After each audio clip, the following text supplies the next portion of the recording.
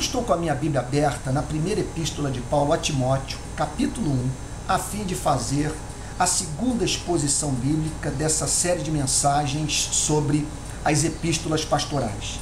Então, o verso 2 diz assim, do capítulo 1 da primeira epístola de Paulo a Timóteo: a Timóteo, verdadeiro filho na fé, graça, misericórdia e paz da parte de Deus Pai e de Cristo Jesus, o nosso Senhor. Essa carta foi endereçada, portanto, a um jovem chamado Timóteo, que era considerado pelo apóstolo Paulo filho espiritual seu. Ele o chama de verdadeiro filho na fé. Por que verdadeiro filho na fé? Possivelmente Paulo levara Cristo. E certamente o apóstolo Paulo havia investido grande quantidade de tempo na vida de Timóteo a fim de prepará-lo para o exercício do ministério sagrado. E Timóteo, por sua vez, via nessa relação uma grande expressão do amor de Deus pela sua vida, uma oportunidade ímpar dele se aproximar de um homem santo, com larga experiência ministerial, a fim de, através desse trabalho de discipulado, se preparar para o exercício do ministério pastoral. Algumas lições podem ser extraídas, sendo assim, dessa relação entre o apóstolo Paulo e Timóteo. A primeira delas, o apóstolo Paulo era alguém que se relacionava com as pessoas. Ele amava as pessoas, ele gostava de estar ao lado de gente, manter contato, sabe, com seres humanos. Ele não apenas evangelizava as multidões, dava aula na escola de Tirano ou numa sinagoga, não apenas plantava a igreja, mas também investia na vida de homens, aos quais, quer dizer, ele se dedicava de modo pessoal, entendendo que parte do seu chamado envolvia o preparo pessoal íntimo de pessoas vocacionadas para o exercício do ministério sagrado. E por fim, nós aprendemos aqui também nesta passagem que o apóstolo Paulo havia separado para o exercício do ministério sagrado alguém muito especial.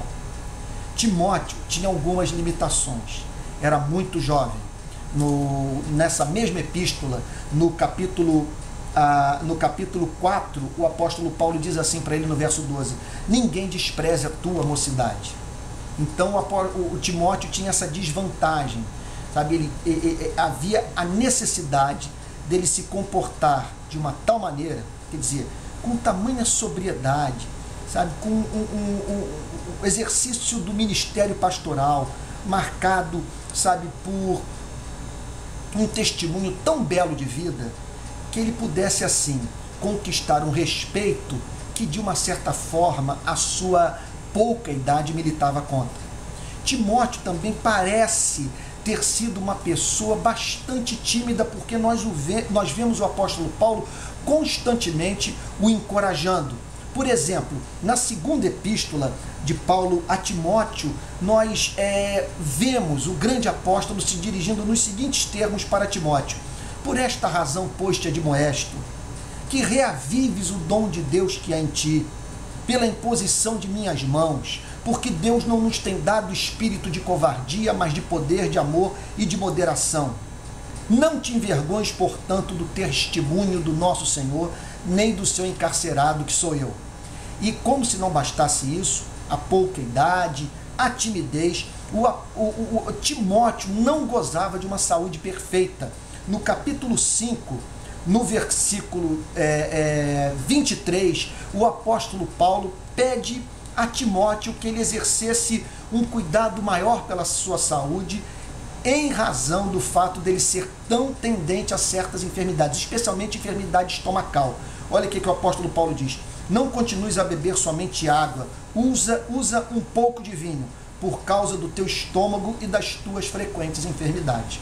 Contudo, foi essa mesmíssima pessoa que o apóstolo Paulo escolheu para ser o seu sucessor. Por quê? Por um grande motivo, e que é revelado pela segunda epístola de Paulo a Timóteo, no capítulo 1, versículo 4. Ele diz assim: lembrado das tuas lágrimas, estou ansioso por ver-te, para que eu transborde de alegria, pela recordação que guardo da tua fé sem fingimento.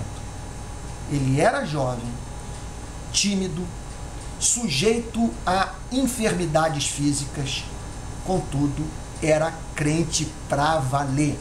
Era possuidor dessa espécie de fé que o apóstolo Paulo então chama aqui de fé sem fingimento.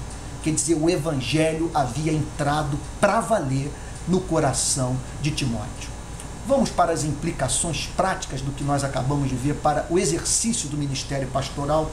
Primeira lição que nós aprendemos aqui, portanto, nós devemos aplicar em nossas vidas. Pastor tem que gostar de gente. Nós temos que ser pessoas, me permita dizer, tocáveis ou acháveis.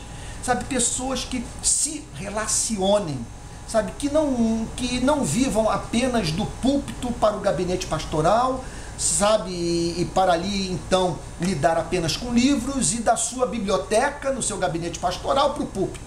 Tem que se relacionar com seres humanos, se é que o ministro quer ter como referência Jesus Cristo e um homem como o apóstolo Paulo.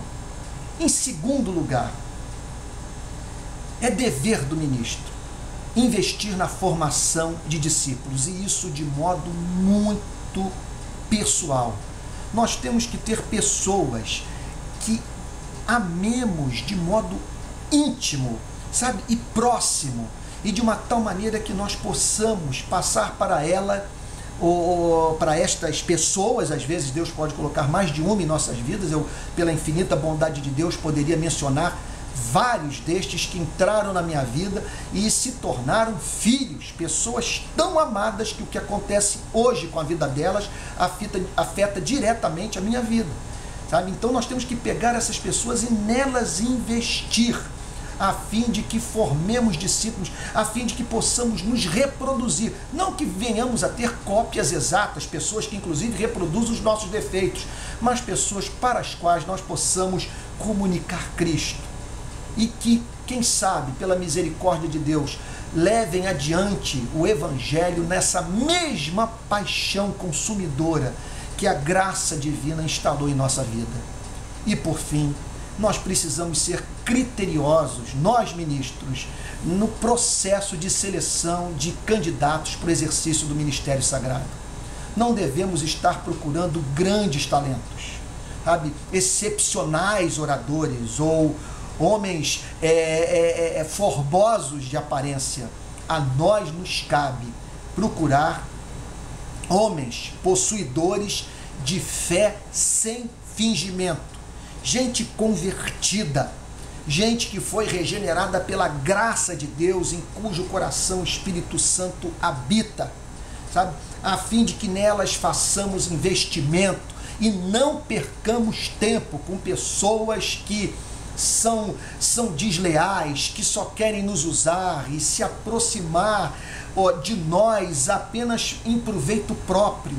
Nós precisamos então ser criteriosos, porque essas pessoas em breve estarão à frente de congregações inteiras. E que desgraça é para uma igreja ser pastoreada por um não vocacionado, e que prejuízo nós traríamos para a causa de Cristo se pessoas passassem a confiar em outras em razão de verem as mesmas associadas a nós e serem, portanto, assim levadas a acreditar que pelo fato de estarem associadas a nós, sabe, é gente séria a quem a igreja deve parar para ouvir. Ora, nós não devemos impor as mãos precipitadamente, devemos delegar autoridade, investir nosso tempo em gente possuidora de fé sem fingimento. E esse tipo de cristão, a providência divina vai fazer passar pela sua vida. E esse é o seu maior tesouro. Mais do que templo, mais do que dinheiro. Gente, o Senhor Jesus investiu em 12 discípulos, através de cujas vidas transformou o mundo.